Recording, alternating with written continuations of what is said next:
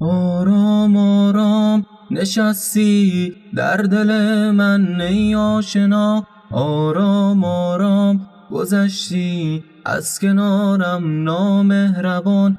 ای وای از این غم بی پایان، امشب با خیالت گفتم و خنداندم تو را. امشب مثل هر شب در خیابانم، پس چرا من ماندم و ابر بی باران؟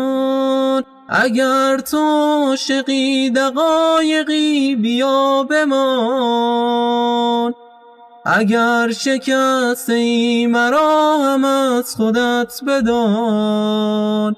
تو را به جان من بمان، نبر ز خاطرت تمام آن گذشته